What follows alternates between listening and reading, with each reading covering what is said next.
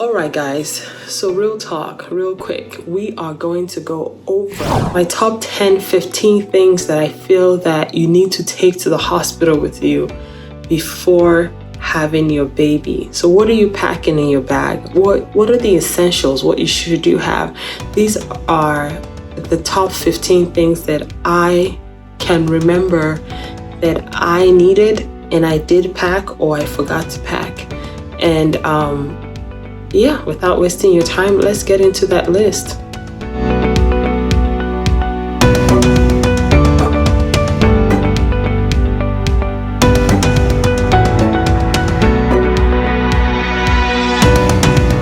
So, of course, the very first thing you need to have is your ID card. That's very important. Your ID card and the ID card of whoever is going to be with you, because when you get there, of course, you're going to go through registration. You want to have that information available so that they're able to get you in faster without any issues. It's very easy to be rushing into the hospital when your water breaks and you forget your ID card. It sounds funny, but it does happen. So grab that wallet, put it in your purse, make sure it's always there because you just don't know when that water's gonna break, honey. So just pack it. Now, second thing, insurance information. That's always handy to have like on your phone, so you don't have to like have that physical copy. You can always just have it on your phone, somewhere that is accessible where they can see like the group number and they can see your information, if you're the primary insurance holder and things like that. And then the third thing that is important for a lot of women is a birth plan. A birth plan is like pretty much what the name says. It's a plan of the things you want to be done during labor or even before labor. So sometimes those things are really helpful to communicate with the nurses and let them know, hey, I want this, I don't want that. It really helps to set the tone and set clarity for both you and for the medical professionals that will be taking care of you. That way you can say that you voiced what you wanted and you make sure that the people who are caring for you actually follow what you actually asked for. There are downloadable copies online and there are apps that help you with the birth plan. And when you get to the hospital, you can always ask for a copy of maybe a paper that contains a birth plan, and then you can fill it out if you don't have one. But I would suggest you just download an app or you download one from the internet and pretty much just fill it out and have it ready. You also want to know the information of your pediatrician because they are going to ask you about that. They want to know what pediatrician is going to be seeing your baby. Of course, it's almost always possible, or they have the hospital pediatrician see the baby before you get discharged. Or if you already have one, your pediatrician would come to the hospital to visit you before you get discharged from the hospital. So having that information handy allows you to be able to have whoever is going to come see your baby, you have that preference and they know in time to watch out for that pediatrician and have his or her name on file. Of course, another thing you need to have is the car seat. That's like a non-negotiable. But here's the thing, with the car seat, it's something you want to start looking for way before you have the baby, because you want to make sure that the car seat is safe. It's not a brand that has been recalled. It's not expired. That it has enough cushion for a baby, especially a newborn. You also want to make sure that when you're bringing the car seat to the hospital, you're not bringing it with the base. You don't need the base of the car seat. You need just the car seat. And actually, the base should have been installed in your car already before you come. So if you haven't installed the base of the car seat, you can go to a fire station that's near you. You could just Google the ones near you. They'd be happy to help, because at the hospital, you're not going to find anybody who's going to help you start installing the base of car seats. So you can go and find somebody who can assist you like I said, like the fire station. You just go and have them install it, make sure it's sturdy enough, and then you can bring the car seat. Whoever's with you can bring the car seat on the day you're getting discharged from the hospital. You don't have to bring it on the first day if you don't want to carry a whole bunch of stuff. You can even leave it in the car, and then on the day you're getting discharged, they can just run downstairs and bring it up to you. So that's really up to you, honestly. Another thing you want to have is a phone charger. You want to have a phone charger, but I prefer the phone chargers that have the really long cords. I got mine from Amazon, and the cord is very long. I can stay in the bed. I was in the bed pregnant, having contractions, and the wall switch was all the way at the back of the hospital bed, and my charger could still make that whole length where I didn't have to toss and turn and keep my phone in an awkward position, or try to fit it in somewhere, or have to get out of the bed, honestly, because with the way I was feeling, I wasn't trying to get out of bed. I was having a very long cord, which was wonderful for me. Everything that I list, what I have, I'll link in the description box, but really, you can get most of these things from anywhere. It's all your preference. So everything I'm listing is what I used, but just feel free to browse around and get something that works for you. I have an iPhone, so of course what I recommend is not going to work for someone who has an Android. So yeah, check that out. And then you also want a nursing bra.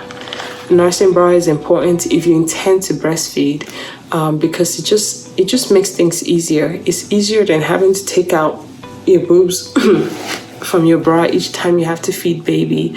The nursing bras just snap on and off, and it doesn't have to be anything fancy. Honestly, I feel like for those first days after having baby, you're going to just be feeling a little bit, you're recovering because you've gone through a lot of work yourself. So you are also going to be a little bit tired, depending on how labor went, a little bit weak. So nursing bra is just one of those easy access things that you can just snap on and off to use in feeding baby. Another thing you want to take to the hospital are comfortable clothes for yourself. Depending on how your delivery is, if you have a C-section, if you have a vaginal birth, it really doesn't matter. Those clothes that are loose fitting are going to be your best friend, because they don't hug those parts of your body that are going to be hurting. When you first have baby, you will have the nurses coming quite frequently. They will come to massage your fundus. And they're doing that to make sure that everything pretty much goes back in place. It's not boggy where it leads to bleeding, and it can be really uncomfortable.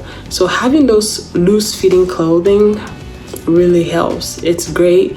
It's easy to put on, things that are easy to put on and things that are easy to take off. And you also want to consider tops and pants, because if you're going to be breastfeeding, imagine wearing a very long dress and then you have to pull it all the way up just to breastfeed baby. Or if you're able to get a dress that you can pull from the top down, that's also very great, because then it makes things a lot easier for you. Also, getting clothes for baby. When you're in a hospital, a baby is going to be swaddled, barely with any clothes on. Their favorite clothes are going to be diapers. So it's all your preference. Just know that the nurses and the staff might come in to take baby for tests. So hearing test, getting weighed in every day, checking poopy diaper, checking peeing diaper, taking baby for newborn screen, or getting a vitamin K shot, and any of that stuff that they have to do, giving the first bath. So just consider those things when you feel like you want to always have your baby dressed up. You really don't have to at the hospital. I think out of everything, the most important things to take would be the hat to keep their heads warm, and then the little mittens to keep their hands warm, and then socks. So apart from that, I think for the rest of the body, baby being swaddled up is usually enough coverage for them. So that should work out just fine. If you really have to take clothes, the best types to take are the ones that have a single zipper, where you don't have to do a lot of work trying to get them in and out of it. You just have to put them in a onesie and just straight up one zipper and you're done. It's less work for you, it's less work for the staff, and pretty much comfort for baby. So there's that. Also, you may or you may not need to take diapers with you. Usually all the diapers you need, you will get at the hospital. And when I was leaving the hospital, I actually got extra diapers, and they told me pretty much your bill covers everything that's in the room. So take everything that you want to take because you paid for it. So you're gonna have diapers that you take home with you as well, and amongst the other things that are in the room that you want to take, like the water pitcher for no reason or because some people like it, but yeah, pretty much the diapers you should be covered, but it never hurts to just put a few extra in your backpack. And that leads me to the other thing, a backpack. There's so much out there these days. There's some fancy, nice backpacks that people use, and they're the regular mommy bags that people carry. It's your preference, whatever you like. Personally, I like a school bag backpack because I just find that it's one thing I could just put on my back and I don't have to worry about it. And it fits a lot of things, so it fits my stuff too. I don't have to carry a purse with me when going to deliver my baby. I just carry a backpack and I know that everything is in there. I know where everything is, and it's easy access, easy to reach, and easy to move around. So yeah, that I love. You can also bring your peri kit. I know a lot of people get one from is it Frida? I'll link it in the description box, but people get these kits that have a peri bottle and a spray and some other stuff, which they use for vaginal care after delivering baby, just for comfort. The hospital where I delivered also provided peri bottles for me. They also provided me with these pads that had activated ice in them, so I would twist them and they would break, and when they break they become cold and they feel so good on those sutures, because I had some tearing, so the sutures were very, very tender. So those pads were really, really helpful. So the hospital provided me with all of that stuff. They also provided me with a spray. It's it wasn't specifically a lidocaine spray, but it's a numbing spray. And what it does, pretty much, it helps to numb the tenderness that you feel from those stitches. So that was also really helpful. I ended up coming home with about 2 extra bottles that were in my room, and I used it after being at home, and it continued to be helpful till then. So yeah. Also, you would need to bring snacks for yourself. Not everybody likes hospital food, I'll tell you that. That's a known fact. Even as just a regular patient, a lot of people don't like hospital food.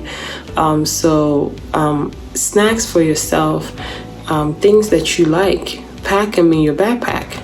Put them in your backpack, because while you're there having contractions, waiting for when you're in active labor, when your water breaks and things like that, you want to have stuff that you actually enjoy eating. Because at that time when you're hurting or you're just there waiting, sometimes those comfort snacks are usually what keeps you company, in addition to your spouse or whoever's there with you, of course. But comfort snacks and just things that you enjoy, just pack them in case you don't have the appetite to eat hospital food at one point. You can always just eat that instead. Okay. The last thing I think about is high-waisted underwear. Those are very helpful for me. The hospital provides you with a mesh underwear. So pretty much when I put that big pad, then you can just put the mesh underwear and it goes up to your stomach. And those were wonderful. but they didn't hold for long.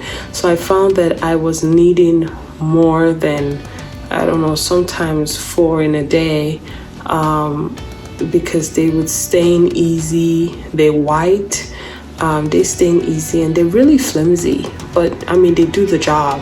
But if you want to get some mesh underwears before, or not mesh, but if you want to get some high-waisted underwears before going to the hospital, that's also a great idea. You can buy some off of Amazon, or you could go to Target and get some. They're really cheap. I'll link in the description box as well. You could get dark colors, so you don't have to worry too much about staining every time, but get a couple of them, because you use them during the hospital stay. Yeah, I believe that's it. I have an 11-month-old who's going to be turning 1 here in August. So these are the things that I feel like you should take to the hospital with you. These are the things that I wish I would have taken, because I forgot to take some of them. But with baby number 2, I will be more than ready to pack that hospital bag. But I hope you enjoyed this video. Please give it a like and share, and subscribe to my channel. Yeah, I hope to see you in the next video. And for those who are pregnant and are close to due date, congratulations in advance, and I hope it all goes wonderful, and I wish you all the best. And for those who are in the beginning of the pregnancy journey or in the middle, keep hanging in there. You're getting there. You're moving. I'm excited for you. It's such a different feeling to be having a baby, whether it's your first one or your second one or your third one, whatever number it is. It's always just a blessing and a good feeling. So yeah, like I said, subscribe to my channel. Check out the links that I put in the description box, and like this video, and you can share with your friends as well. Until next time, I hope you have a wonderful day. Bye-bye.